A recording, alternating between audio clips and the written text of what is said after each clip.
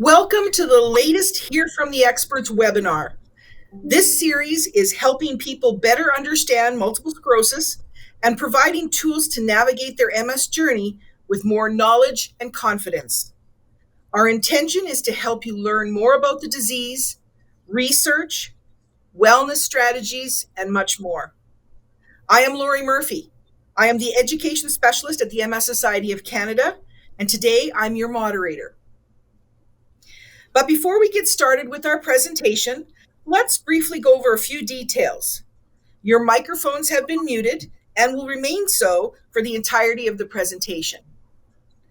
This webinar is being recorded and will be available soon on our website in English. We are also adding French subtitles, but that version won't be available for a couple of weeks. The recordings will be available on our website under Nationwide Webinars, from the archived page, and on our YouTube channel.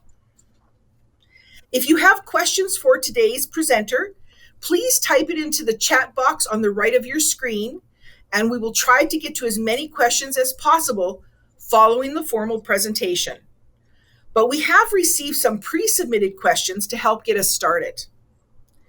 This session is also being broadcast on Facebook Live, and we welcome that audience to also type any questions into their chat box. Please note that questions pertaining to specific personal situations cannot be answered in this type of venue, and we recommend contacting your personal MS healthcare team or perhaps contacting the MS Knowledge Network. Also, please note that the MS Society of Canada does not approve, endorse, or recommend any specific product, therapy, or service, but provides information to assist individuals in making their own decisions. Today's presenter is Kathy Summers, and she runs the Stress Management and High Performance Clinic in Guelph, Ontario. She specializes in skills training to enhance health and performance. Kathy is a registered kinesiologist who is certified in stress management education and board certified in biofeedback. For over 30 years, she has taught relaxation and stress management skills to both groups and individuals in the healthcare and corporate settings. Her most popular programs and presentations include the topics of better sleep, as today, increased resilience, curbing worry, and dialing down anxiety. Welcome, Kathy. Hello, and thank you for sharing your time with me today. Do you wish that you had 5 more minutes of sleep last night? More than 5 more minutes of sleep last night? During COVID, there's been more challenges and difficulties with sleep around the world. But even before COVID, it was well known that people who had MS had more disturbances to their sleep. Many years ago, I began a Better Sleep program to answer questions from my clients that they had about their sleep. Today, I want to share with you some of the highlights from my program, as well as a bit more information about Restless Leg Syndrome, sleep apnea, and predominantly tips to decrease insomnia, and then share some resources with you and open it up to questions.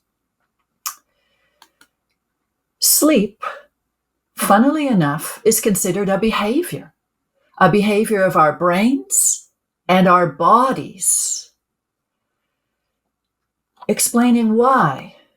If something really stressful happens to me at work, or maybe I dislocated my shoulder and I can't get comfortable in bed, obviously my sleep is going to change because of those events. But sometimes, once that stressful project has been resolved, or the pain has settled down and I've healed up, the sleep change remains. It doesn't just always go back to the way it was before. Sleep is a behavior of our brains and our bodies. And if you've ever tried to change a behavior, if you've made a New Year's resolution and said, I'm going to eat more nutritiously or be more physically active, or I'm not going to procrastinate so much this year, you realize you have to do it more than one day. In fact, you've probably heard them say, I have to do my new behavior every day, for 28 to 35 days before it's become more part of my repertoire. And there's a much better chance it will actually become a habit or a new behavior for me. So it's interesting that the sleep researchers report the same thing about sleep. It is a behavior. And if you're thinking about trying any of the ideas that we're talking about today, or that you hear elsewhere, it would be recommended you would try that new idea or that new behavior every day or every night for 3 to 4 weeks before making a judgment call. So if you try everything we've talked about today, wake up tomorrow and say, well, that didn't work. Obviously, Kathy doesn't know what she's talking about. You haven't tried it long enough. Please be kind to yourself and give it a month before any judgment call. So many things impact our sleep. If I did have that dislocated shoulder and I'm in pain, or I'm catching a cold and I can't breathe tonight, or I have to go to court tomorrow, or give a presentation in front of 500 people, or Santa Claus is coming tonight, I might not sleep the same tonight. Sleep specialists remind us that we do not have a perfect sleep every night. It's unrealistic to expect that. And so they would suggest that we recommend working towards 1 good night of sleep a week. And over time, can I get 2 good nights out of 7? They might not be consecutive. And then 3 good nights, 4 good nights. Ultimate goal for every person would be up to 5 good nights out of 7 within the week. So I'm going to ask you to have realistic expectations about your sleep. Sometimes we sleep with somebody who falls asleep instantly the minute their head touches the pillow. But that's not average. It usually takes 10 to 30 minutes for folks to fall asleep or to fall back to sleep if they wake up in the night. And as I said, it may take a month before I can tell if I'm on the right track with any new sleep experiment. And rather than expecting perfect sleep every night, my ultimate goal would be working towards 5 out of 7 good nights in the week, or as much as my health and my life events allow. Because unfortunately, MS does impact our sleep. People with MS will commonly say that they are not sleeping as long as other adults. They also will be saying that they are having more awakenings during their sleep. And Fauci, in his article about sleep and MS, pointed out many places in the brain where there might be lesions due to MS. And these lesions in some people might actually lead to narcolepsy, where I'm falling asleep at inappropriate times, like while I'm eating my supper or while I'm laughing, watching a movie. It might lead to REM sleep disorder. I'm literally acting out my dreams as the dreams are happening. It might lead to sleep-related breathing disorders like sleep apnea, or lesions might be in a location where it's creating periodic limb movements. While I'm asleep, my limbs are moving, like if you watch a dog while it's asleep, moving the limbs in a rhythmical position for a few rhythmical movements and then maybe a pause. Or when we're awake, Restless Leg Syndrome, a really uncomfortable sensation in my legs when I'm resting or when I'm in bed that seems to be alleviated if I start moving my limbs. Or some myoclonus in my spine, creating jerks in my spine or in my knees or in my neck. That's very rare though. Sometimes the lesions might be in a part of my brain that will create pain, headaches, neuralgia, or give a neurogenic bladder, so I have to go to the bathroom frequently through the night. And the pain and going to the bathroom can be a contributor to insomnia. Please note that lesions in these areas do not always mean that they're changes in sleep or these types of sleep disorders, but it may happen. Or maybe it's not these things thatself going on with MS or my health, but medications that I'm taking for health conditions. Or maybe I'm consuming caffeine or nicotine or alcohol during my day. Perhaps I'm not very active. Maybe I experience depression, anxiety, worry. I'm stressed, or maybe there's other things going on in my life. all of these can influence my sleep. And this has led for this great statement that sleep disorders in persons with MS are common and complex. In fact, it's been found that there's a higher than average prevalence of insomnia with people who have MS. The blue line showing, some studies showing 33 to maybe 65% of the population of MS people is saying, I'm having trouble with insomnia. The black bar beside it is what the average population would say. How many of them would say that they're having trouble with insomnia? Similarly, a lot of people experiencing restless legs. Some reports reporting 64% of people with MS saying they have restless leg syndrome, much lower than found in the average population. More common to have periodic limb movements and sleep-related breathing disorders relative to the average population. Because these are so common, I do want to touch on these briefly before talking more specifically about insomnia.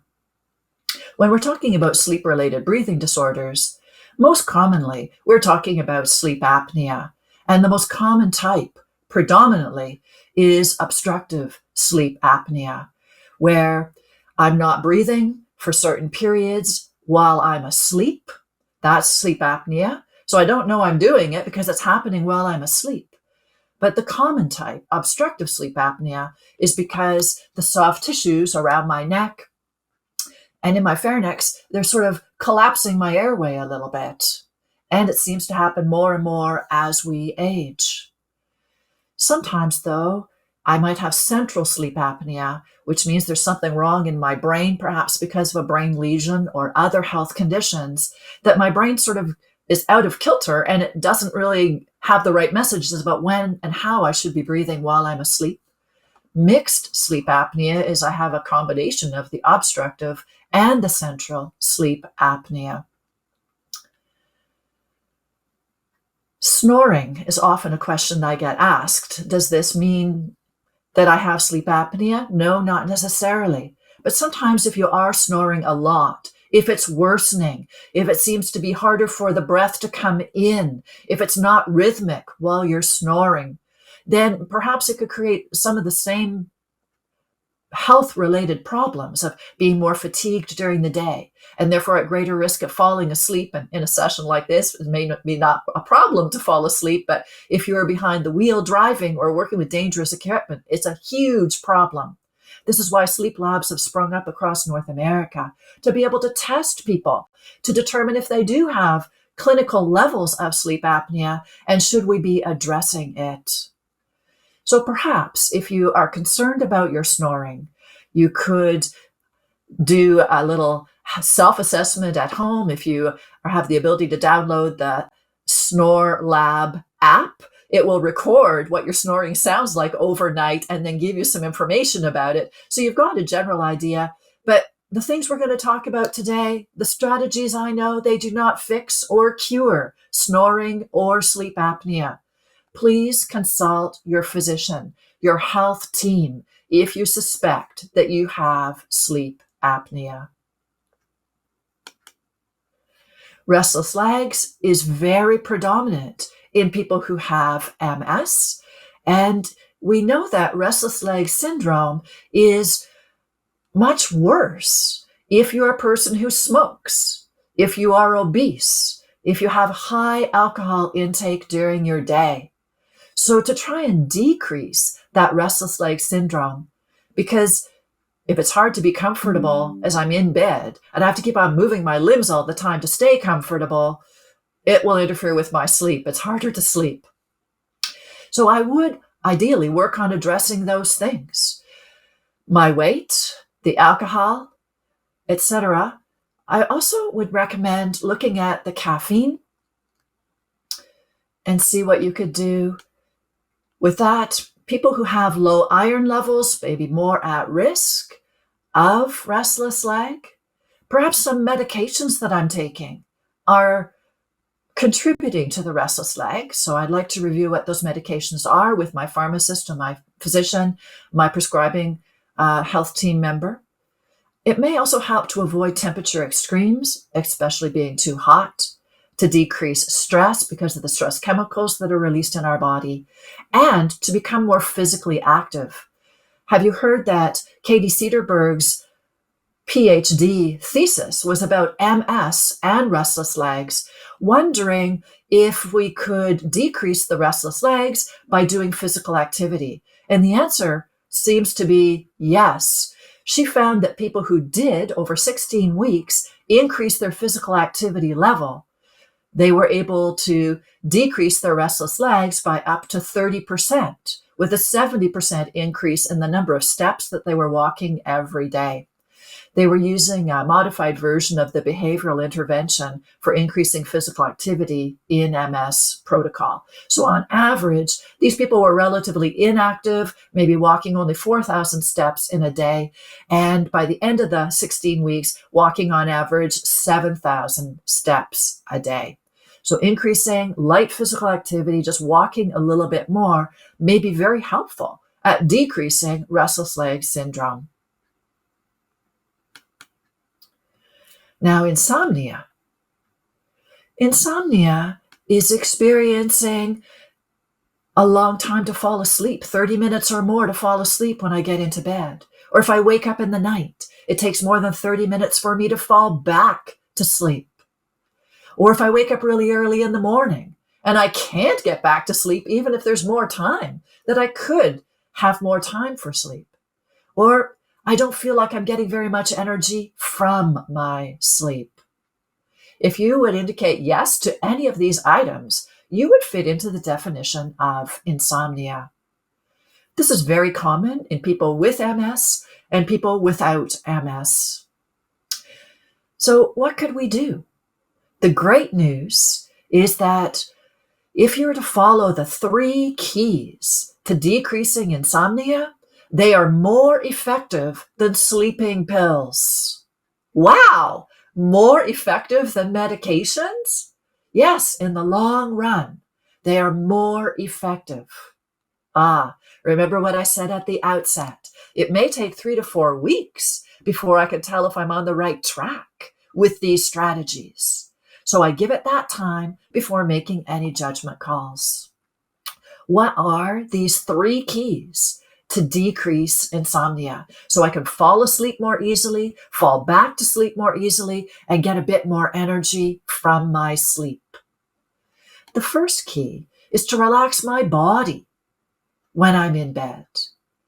It's been found people who are having trouble with their sleep as they're approaching their bedroom and their bed, their muscles are more tight and their heartbeat is going faster.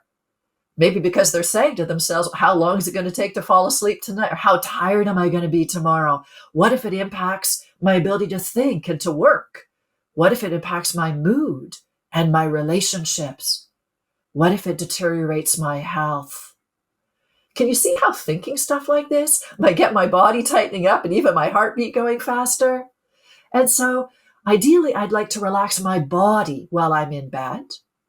I'd also like to relax my mind while I'm in bed. And most of my clients tell me this is their nemesis. Kathy, if you can just find the switch, the off switch in my brain and settle down that busy brain, I know I would be able to sleep better. And in addition to relaxing the body and the mind, if we could do certain sleep strengthening behaviors. If you've done any reading about sleep from trusted websites or quality books, then you've read about this already. If you've talked to a health professional, this would be the handout that they would give you. Sometimes it's called sleep hygiene. You know, hygiene means more than just being clean. From the Greek roots, hygiene means the art of health. And so when we say sleep hygiene, we mean the art of sleep health. What are some behaviors that we know can really improve our sleep health? I'll be sharing a longer list with you in a few minutes, but I want to start off with sharing One of the pioneers in sleep research, Dr. Dick Bootson, said when he first elucidated a list of sleep behaviors, he said, don't look at the clock when you're in bed. Don't look at the clock when you're in bed. Why did he say that? If you're lying down in bed and you look at the clock, do you start saying to yourself, I've already been in bed for an hour and I'm still not asleep. Oh, now it's 2 hours and I'm doing math in my head. Or the alarm's going to go off in 3 hours. I need to get back to sleep. And then maybe starting to say, I've got to fall asleep right now. I need all my energy for tomorrow. It's a really big day. Did that sound familiar? Many of my clients relate to this. But if I'm talking like this, it might have been calm in my tone. But did you hear the words? I literally said, I've got to fall asleep now. I need all of my energy for tomorrow. It's a big day. Relax and get to sleep right now. And I sound like the Army drill sergeant, cracking the whip, demanding it. And our brain and our body will always respond by saying, this sounds really important. I know exactly what to do. If it's important, release adrenaline to get that important job done and meet that challenge. Oh, but adrenaline tightens us up and it makes our heartbeat go faster. I just mentioned that earlier. And it makes our brain race. In fact, research is telling us it will take 3 times longer to fall asleep or to fall back to sleep if I'm saying I've got to sleep. I need to sleep 8 hours. I must sleep now. I have to sleep without these awakenings. I have to improve my sleep. It's got to be better than what it is now. If any of that sounded familiar, the adrenaline release might actually be making it harder to sleep and to sleep well. The easiest way then to work with this, I didn't say totally easy, but the easiest way to work around this pitfall is to change my goal. From tonight onwards, would it be possible to change my goal? Instead of saying I've got to sleep, that my goal is not sleep. My goal is to rest. If I rest my mind and rest my body, that sets the stage for sleep to come. Have you ever been in front of the TV almost falling asleep? And then when you get into bed, you're like wide awake. What's going on there? You're just about falling asleep in front of the TV a few minutes ago. Well, if you're in front of the TV, my bet is that you are actually resting in front of the TV. After the day I've had today, it's so nice to sink down into this chair and be entertained by the mindless show and do nothing. I'm letting my brain take a break. I'm letting my body sink down into the chair. This is the skill that we would like to have in bed. So I'm resting my mind and my body in bed. Because the more hours I've been awake, there's more biological push to push me to sleep. It's called sleep pressure. Unless I get in the way with adrenaline activating me by worrying about things, stressing myself out about what happens tomorrow, or am I going to get COVID in the next wave, or other things that might be happening in my life, or adrenaline with I've got to fall asleep. We want to take that out of the equation when we're in bed. I'd like to rest in bed. And many folks tell me, Kathy, I am resting in bed. But as we discuss it a bit more, we realize their body is sedentary, but their mind is planning tomorrow, or the weekend, or their summer vacation, or they're worrying, or they're reviewing things that happened earlier in the week, or analyzing, judging, thinking, a lot of executive functioning for their brain. They're not resting their mind in bed. So for folks who are not used to resting in bed, I usually propose a BMW rest routine to start resting in bed. B stands for breathing. Slow down my breathing when I'm in bed. Are you aware that just before we drift off, our breathing does slow down? I talked about conditioned responses earlier. that I might be conditioned to have my heartbeat going faster and my muscles tightening up as I approach my bedroom, maybe I could use it to my advantage, slow down my breathing while I'm in bed. In fact, if I could slow it down, so it takes about 10 seconds for each breath, 5 seconds to breathe in and 5 seconds to breathe out. That's a very slow pace, much slower than during the day. It seems to be the most powerful pace to kick in our parasympathetic nervous system, the part of our nervous system that calms, heals, restores, and rests us. And what's our goal in bed? To rest mind and body. So slow, easy breathing. You've probably tried this already in bed. The problem is our mind wanders a lot if I'm solely doing breathing. And so let's add in a little bit more. BMW. M stands for muscles, letting go of tension in the muscles in our body.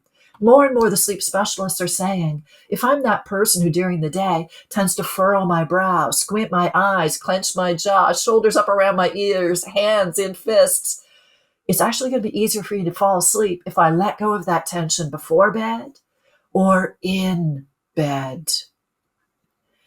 So some people will do gentle stretching, very gentle movements before bed, whether it's their own stretching routine or gentle yoga or Tai Chi or Pilates for just gentle walking. Some people might do some self-massage of muscles. They might use a hot pack or a warm shower or a warm bath to help muscles relax. I coach people in relaxation strategies. I especially will encourage them to work on relaxing around their face because I come from a science background. And if I look at the science, I realize if I especially relax my eyes and my jaw, I'm going to have a very strong impact because proportionate to the rest of the muscles in my body, there are more nerves from these muscles. More nerves inputting into my brain. If I'm lying in bed thinking about things that bugged me today, my jaw's going to be intense. If I'm replaying a movie about it in my mind, my eyes are going to be tense. And information about that tension goes into my brain and my brain stays active. If I rest these muscles, I'm not just resting my body, my mind is settling down. And we've known for almost 100 years, people who relax their eyes, their jaw, and their neck will fall asleep more easily. So I suggest resting the muscles in our face and then the rest of our body with a quick body scan or talking to them. Or I teach the progressive muscle relaxation, gently tensing your forehead and then relaxing, gently tightening your eyes and then relaxing, gently tensing your jaw and then relaxing, similarly with the neck, etc. If you're a person who you just find with your MS, when you hold tension, there's a greater risk of spasm. We certainly don't want to tense that much or don't even tense at all. Just talk to the muscles and tell them to smooth out and ease off the tension there. B, breathing, slowing it down. M, muscles, letting go of tension. And W stands for warm, letting the warm blood flow back into my fingers. A few years ago, a study asked the question, can we predict when somebody's just about to fall asleep? And the best predictor was how much their hands and feet were warming up relative to their core body temperature. That might sound sort of strange, but if you've learned about the stress reaction, we not only tighten our muscles and have our heartbeat go faster and our breathing change when I'm stressed, our blood flow changes, so it shunts blood away from our fingers and toes because I don't need great circulation there right now. It shunts the blood away into the big muscles in my arms so I can fight if it comes to that, or into my legs so I can run away or climb a tree. You might have heard it called the fight, flight, freeze response.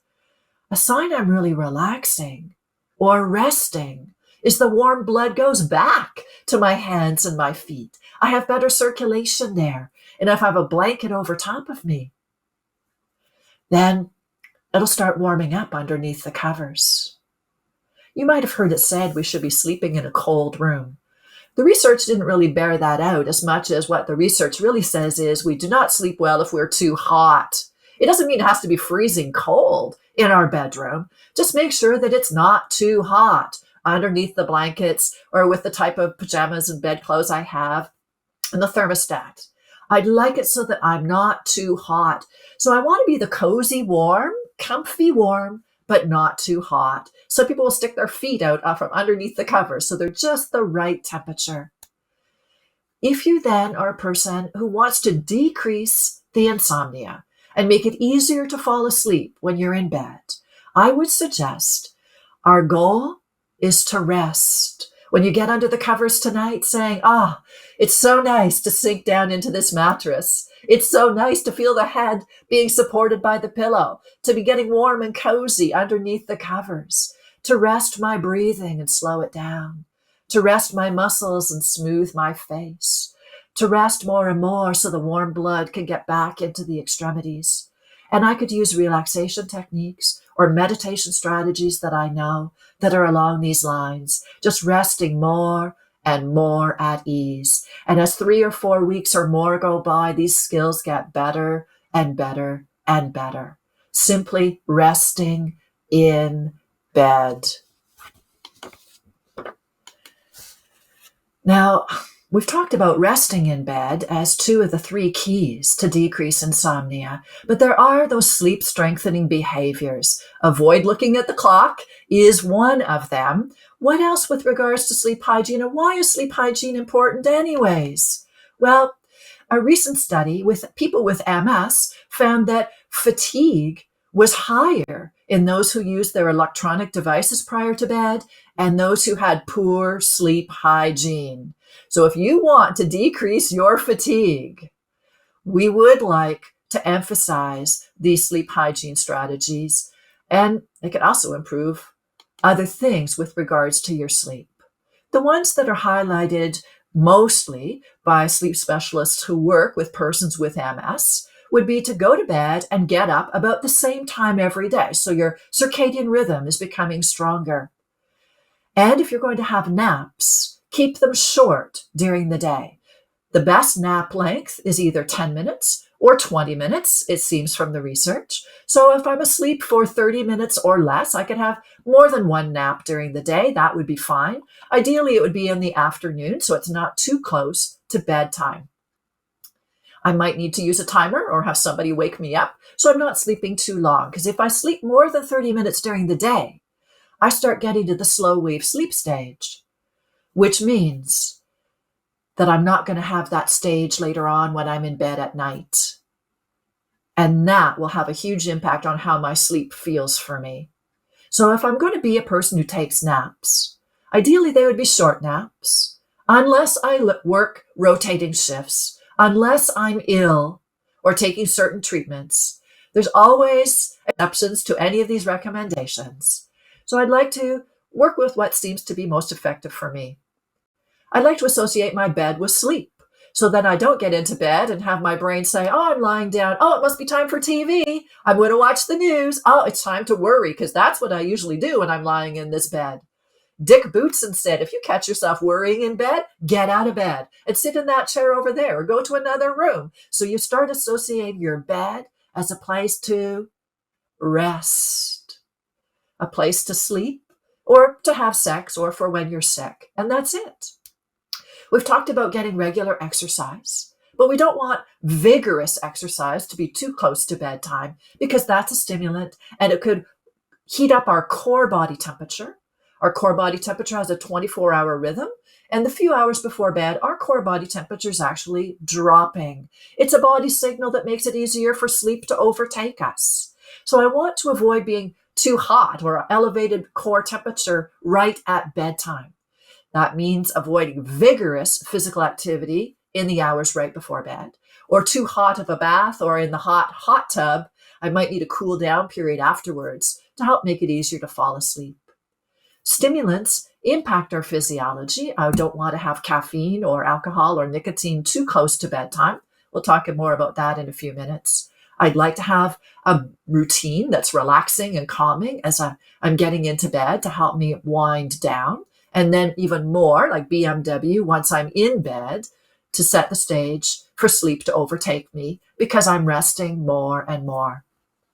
We'd also like to avoid having our devices on, that screen time too close to bedtime, for an hour and a half before bed, ideally. And why is that?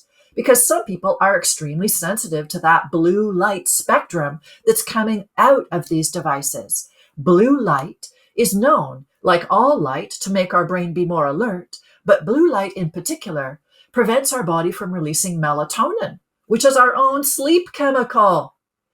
Blue light also makes it harder for our brain waves to start slowing down and move into the predominantly theta brainwave speed, which is the drifting in and out just before I'm actually sleeping into the deeper stages of sleep. If I'm on my devices a lot, if I'm on computers all day because I'm at COVID now doing so many things at home and so many things are online, it would be very helpful to mitigate some of that negative effect of all day being on screen by having some exposure to the outdoor light spectrum, whether it's actually stepping outdoors or walking my dog while it's still daylight. Even if it's raining, it's a great exposure to that outdoor light spectrum. Or maybe persons who have depression might be aware of those special lights that mimic the outdoor light spectrum called the SAD lights, SAD lights. Having that indoors for 20, 30 minutes to an hour for some people might be helpful, especially to mitigate if I'm on screen all day, but especially for the hour before bed, we'd like to avoid having exposure to those screens. So those are the behaviors that we would recommend for people to try and really enhance their sleep. That's good hygiene, sleep hygiene. To sum up then, if you have insomnia, we'd like to have these good sleep strengthening behaviors or good sleep hygiene. We'd like to rest in bed. We could use BMW as I've described it, or just even more recently, some studies done on mindfulness. Lawrence's study on people with MS and doing mindfulness in bed. So it was body scan and breathing mindfulness. Found that it actually increased their sleep time, their sleep efficiency, and good sleep behaviors, better daytime functioning, better quality of life. You notice what I've been talking about so far, it's all about getting better quality sleep. It seems if we can improve the quality of our sleep, the quantity of sleep seems to look after itself. So many people ask me, how many hours should I be sleeping? That's very individual. If we took millions of people, it probably come to 7.5 to 8.25 hours every night in general, but different people are different. So rather than getting stressed out about a particular number, is it possible to be in bed for the hours that your body would like for sleep, that you found over the years helpful for you as an adult? And take the stress off about the number of hours and do some of the strategies we've been talking about to see if I can improve the quality of my sleep. So many people say, I'd love to be able to get, 6 hours of good, restful sleep compared to 9 hours of feeling like I worked all night and I'm exhausted the following day.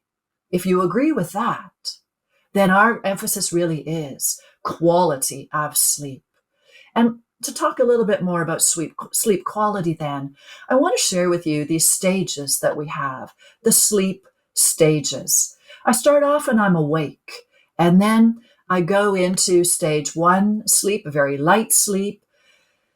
In fact, we do a lot of thinking even while we're asleep in the light stages of sleep. It used to be thought nothing happened while we were asleep, but now that we can measure sleep, we realize there's a lot of activities and we can even think. Maybe you've even solved problems while you were asleep. We move then into stage 2 sleep, a little bit deeper, and 50% of the night we're usually in the lighter stages of sleep. Stage 3 and stage 4 sleep are very deep sleep. I sleep through the thunderstorm. I'm really out of it. All stages of sleep give us energy. But this stage 3 and stage 4 sleep, or more recently, sometimes it's called slow wave sleep because it's more descriptive of what's happening if we see the brainwave patterns. This slow wave sleep is so deep, it's like a superpower recharge of energy. It's very restorative and very rejuvenating. So most of my clients say, I want more of that. I want to make sure that I get my slow wave stage of sleep. Just before we get to that, I want to finish up our stages. Usually after some slow wave sleep, our brain becomes very active. Our body is very inactive while we have rapid eye movement, REM, sleep, it means I'm dreaming. And if you look more closely at this, you'll see the first half of the night. It's predominantly when we're going to get most of the slow wave sleep or the physical energy. Other animals do this as well. They think it's in case a bear comes into our cave and I need to fight off the bear or run to save my life. At least I'd have physical energy that I could do that. I might be in a bad mood for the rest of the day because I was short on sleep, but at least I saved myself. The latter half of the night's sleep is predominantly dreaming. In fact, we're changing from one dream to another dream, from one stage to another stage throughout the night. So much that, in fact, everybody wakes up 2 or 3 times every hour all night long. Did you hear what I said? Everybody wakes up 2 or 3 times every hour all night long. If you came into this session thinking, sleep is an uninterrupted function, I should be sleeping without awakenings, that's false. Everybody wakes up 2 or 3 times every hour, but usually we don't notice it because it's only if we're awake for more than about 8 minutes that then it starts registering, oh, I am awake. Usually it's so fleeting. We just move into the next dream or move into the next stage, and we're never aware that we were awake in the night.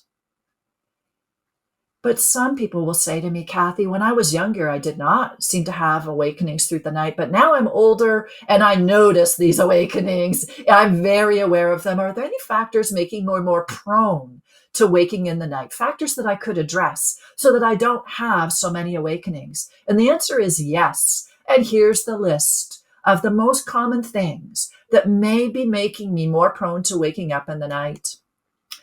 Obviously, if my bladder is full, and did you know that if I have sleep apnea, it fills my bladder more quickly?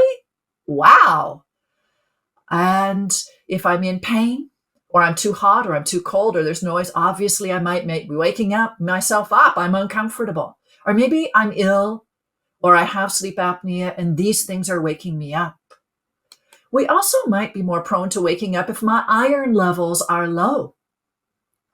If I have alcohol, nicotine, or caffeine too close to bedtime. These are stimulants, and yes, they used to prescribe alcohol as a nightcap, but they don't do that anymore because we understand now that initially it's a central nervous system depressant, but then there's a rebound stimulant effect, and that wakes me up and interferes with sleep. So it is highly recommended that I would avoid alcohol for the 3 hours before bed. No nicotine for 4 hours before bed.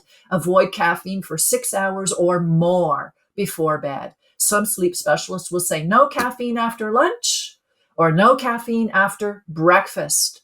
If you've got the Restless Leg Syndrome or you're over age 50, they would say maybe try having no caffeine for a month as an experiment to see what impact that has on your sleep or on your restless legs or both.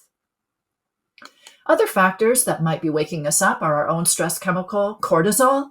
If I'm experiencing a lot of stress, I'd like to have better stress management strategies, perhaps, so I don't have so much cortisol in my system at bedtime. Hypoglycemia, fluctuating blood sugar levels, doesn't wake me up, but if I'm diabetic or pre-diabetic or hypoglycemic, the fluctuating blood sugar levels definitely could be waking me up. This is why many dietitians would suggest a snack before bed, a light snack of some protein with carbohydrate. Usually they recommend having some milk and cereal, some cheese and crackers, some yogurt and fruit. A light snack before bed perhaps may help. And it may just be the environment. My pets jumping on my bed in the middle of the night wake me up, light peeking through the cracks of my blinds first thing in the morning in the summertime when it's an early light at 4:30 a.m. Maybe it's just a habit. I've been waking up for a while at this time. I said sleep is a habit. It's a behavior. It might just become a habit. The sleep doctors hate it if you say you get up and eat in the middle of the night because they found if I eat in the middle of the night when I wake up, it becomes a habit. People will wake up in order to eat, and that is not a habit that we want to get into. Sometimes I'm waking up because before I went to bed, I was looking at the clock. I know I had to get up earlier than usual tomorrow. If you're like me, then I wake up every hour on the hour because I was saying I have to get up earlier than usual. Or maybe there's unfinished business or there's something that I'm worried about. I was stressed during the day. and my brain is waking me up. It wants me to finish the business. What's the plan? How do I stay safe? What's the solution to what it is that I'm worried about, or at least the plan to get through that situation if it crops up? Or the on-call effect. Young parents maybe say, I have to keep one ear open in case the baby cries. Or I've got the company's pager tonight. What if I'm called? Oh, nobody's ever been called in the history of the company. But what if tonight's the night? If my brain says that, I might be awakening through the night. Is there anything here that's active right now in your life? Maybe you could diminish them to some degree, and that may decrease the awakenings. It may improve your sleep. Many of the things on this list also prevent us from getting into that super energizing slow wave stage of sleep. Sometimes it's robbed from us. We don't even get the slow wave sleep. The most common thieves that take it away from us are sleep apnea. This is why it's really important we address the sleep apnea so I don't become more and more exhausted and fatigued as months and years go by. Or other sleep disorders, pain, reflux, depression, anxiety, stress. I've mentioned caffeine, sugar, and alcohol. But when we come to alcohol, now it's not how close to bedtime, it's how much am I having in the day. If I'm female and I had more than one serving today, if I'm male and I had more than 2 servings today, it may decrease my slow wave sleep, the energizing part of sleep, by up to 40%. Is that risk-benefit ratio really where I want to go?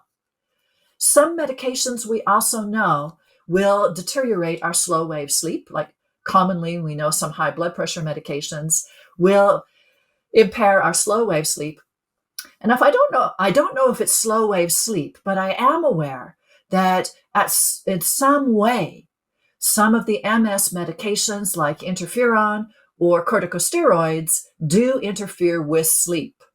Long naps, I've also mentioned. If in my lap in the afternoon, I'm getting into the stage of slow wave sleep, I will not have any slow wave sleep later on when I'm in bed at night.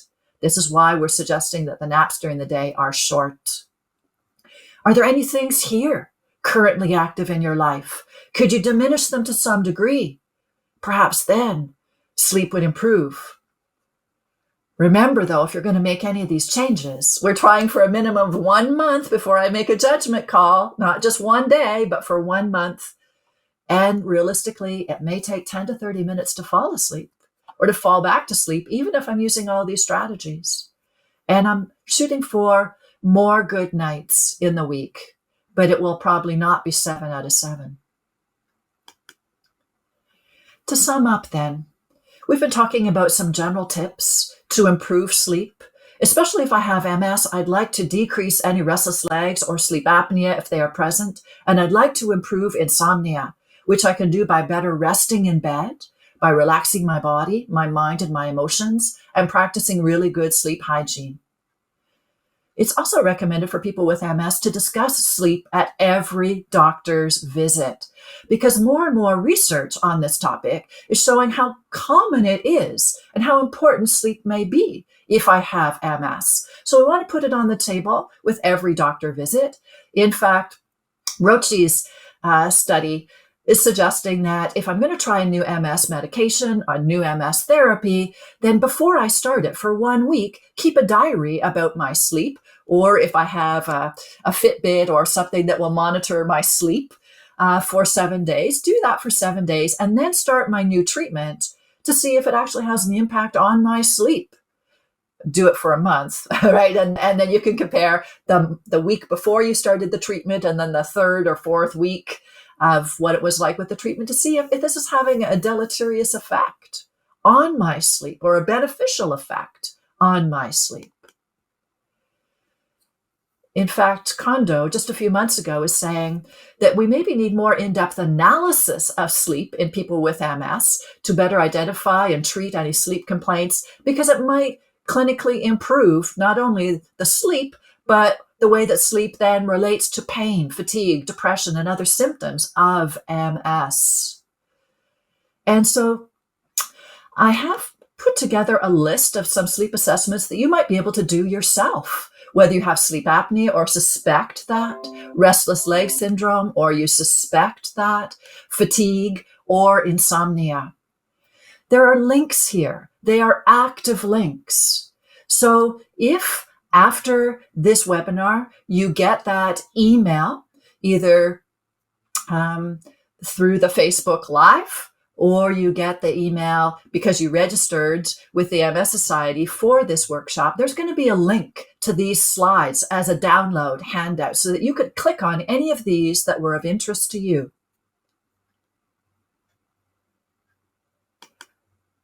Or click on these links if you wanted to watch some of these resources about sleep and MS. Or if specifically you have insomnia and you were looking for some online insomnia programs, I've got my insomnia programs here at the top, but there are other online programs to decrease insomnia or just really good sleep information with some good Canadian websites about sleep that were updated during COVID-19. Lots and lots of information there. If we're thinking about making any changes, what's your plan? If you've just thought of 10 things you want to work on, we tend to be unsuccessful because we spread ourselves out too thin. So of all those 10 things, what would be one or maybe two that you will work on for the next month? When those are under your belt, you're more familiar with them, then you would start the next one or the next two. What's your plan? What is your plan? And if you have any questions, please contact me. Or if you're watching this video much later and you want those slides to click on the links, you can email me here at my address, ksummers@uoguelph.ca. Now, I'm wondering what questions you have about sleep. Well, thank you, Kathy, for that informative presentation. We really only have a few minutes for questions, but we have some pre-submitted questions we can get started with. But it was important to note that any questions that we receive from the chats that pertain to specific personal situations cannot be answered in this type of venue. And that's when we suggest you go back and talk to your healthcare team. If you are experiencing MS symptoms such as pain, spasticity, or frequent urination, and it affects your ability to initiate sleep, stay asleep, or go back to sleep when you awaken during the night, again, talk to your doctor.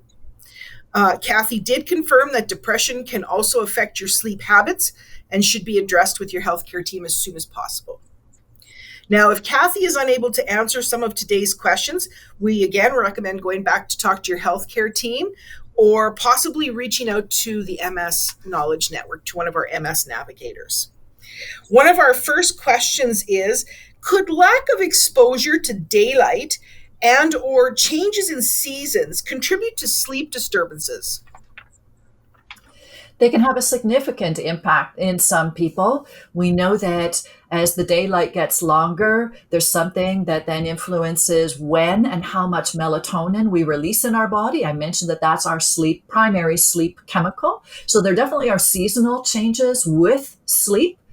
And if I'm exposed to the outdoor light spectrum, it's the greatest signal to set my 24-hour clock. So if I want a better rhythm for sleep and day functioning, then I would be exposed to the outdoor spectrum. The sleep specialist would suggest up to 1 to 2 hours every day. It doesn't have to be continuous. It could be indoors if I've got the SAD lights. It's hard in the wintertime if I go to work in the dark and come home in the dark. When am I going to get exposure to the outdoor light spectrum? But it could be exceptionally helpful, especially to enhance our sleep-wake rhythm. Well, you just mentioned melatonin. So are natural supplements such as melatonin or an essential oil like lavender helpful to address sleep disturbances? It depends on what is going on. In general, for the general population, melatonin fails us as a sleeping pill. If I was thinking about using melatonin to help me fall asleep or to stay asleep, it tends to fail at doing that. It's very hit and miss. However, if I'm a shift worker or I have just been traveling and I have jet lag, so I've got rotating shifts, or I have jet lag and I'm trying to get my sleep schedule back to my current schedule, this will be the fastest way, perhaps, for me to get into my new sleep schedule. That's where it shines. Melatonin shines there. You might have heard of some of the research asking the question about melatonin for people with MS, because there was one study that suggested that their MS population had lower melatonin levels than usual. When you look carefully at that study, though, it's only 13 people with MS, and they did not test those people to see if they also had depression. People who have depression also have lower levels of melatonin. So that's a question that's still on the board. We need some more research. Do people with MS have less melatonin than people in the average population? Or is it just people with depression, where we already know that, tend to have less melatonin? And in some instances, it may be helpful then to take melatonin. As I said, perhaps if I'm a person who experiences depression, or if I've got GI disturbances. Melatonin is a multi-purpose chemical. It impacts sleep, but it also can do some great things for our GI function and many other functions in our body. So sometimes it's prescribed not just for sleep, but for other health benefits. As for lavender and other supplements, there's not good research on them, so I can't really comment specifically with confidence whether they make a difference or not.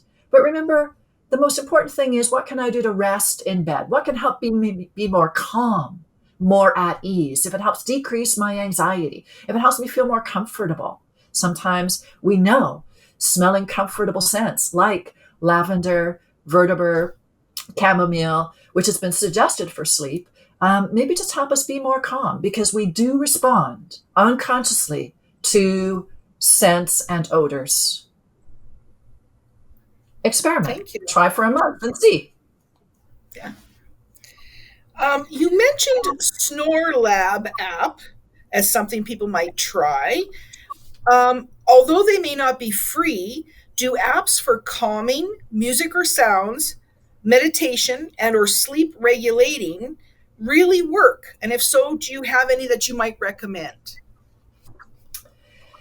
They can work very well for some people. So it's a matter of experimenting. That's why it's nice sometimes to try the free version, if there is a free version for something that you might have to pay for that would give you a little bit more width or a longer program. It is about experimenting. Many of my clients in the past have told me that they like the Calm app, and some people like Headspace, but there are many others out there. Some people tell me they like the ones that have sleep stories, because it allows their brain to follow along with a relatively monotonous, semi-interesting story. So they stop worrying, they stop thinking about the future or the past, and their brain is engaged in something that brings them to be more at ease. Maybe a larger question that I'd just like to make a comment about is that our goal in bed is to rest. That sets the stage for sleep to overtake us. Specifically, if I have insomnia and I want to more easily fall asleep, fall back to sleep, or get more energy from my sleep, we do know that the greatest or most impactful thing we can do is not sleeping medication in the long run. It would be cognitive behavioral therapy for insomnia.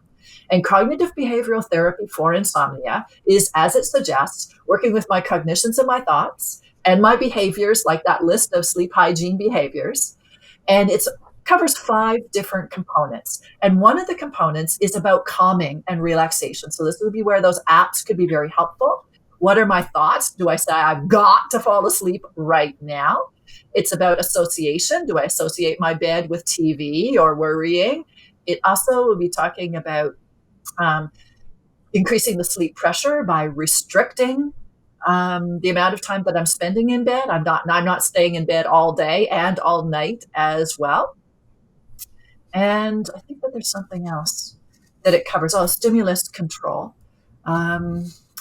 so that I associate my bed only with sleepless things. So it's a broader thing might be to consider cognitive behavioral therapy, not just these apps for relaxation. It's one part of a broader program for people who want to decrease insomnia. Thank you. All right, well, we've come to the end of our time. Thank you, Kathy, for your presentation and some very helpful takeaways, such as it's common to have trouble sleeping if you have MS. Both MS symptoms, medication, and other health issues like sleep apnea may contribute to sleep disturbances, and poor sleep can make your MS symptoms worse, especially fatigue. It is important to develop and practice good sleep habits to overcome your sleep problems, and consult appropriate healthcare professionals if sleep hygiene strategies aren't working. Before we wrap up, we want to remind you about the MS Knowledge Network, which is staffed by trained navigators who provide consistent, quality information and support. You can connect by phone, email, or live chat through the MS Society's website and know that the information is trustworthy. If you'd like to sign up for monthly e-news, an MS Navigator can also help you do that. When you receive the e-news, you are kept up to date on the latest MS research and treatments, the Society's programs and services, fundraising, volunteer opportunities, inspirational personal stories from people affected by MS, and so much more. All delivered to your email inbox each month. Be part of the MS community. We encourage you to get involved with our programs, services, events, and volunteer opportunities. These days, connecting with each other is more important than ever, and more information is available on our website at www.mssociety.ca. We also encourage you to visit wechallengems.ca to learn more about how you can help us to raise funds which are needed to maintain our research commitments, advocacy initiatives, and programming to support those affected by MS. To learn more about our upcoming fundraising events, including MS Bike, check out the landing page of our website, again, www.mssociety.ca. We are very excited that some events have and are returning to in-person formats. That includes the A&W Burgers to Beat MS, which is planned for August the 18th. Very soon, you will receive an email, a survey about today's webinar, and we encourage you to fill it out. For the Facebook Live audience, the link is at the top of your chat today. We ask that all viewers complete the survey. The information collected from the evaluation will let us know if today's discussion was valuable to you and what topics you'd like to see covered in the future. It only takes a couple of minutes, and your feedback will go a long way to help us when planning for future educational sessions. We have started planning for this fall's Hear from the Expert webinars. And again, that survey would be the opportunity if you have some ideas or suggestions for topics we can cover in the future. Reach out to me if you want to get the list of Kathy's resources. Again, they were on her slides, and that'll be on the recordings. But you can reach me at lori.murphy@mssociety.ca. And I want to thank every one of you for joining us today, and stay well.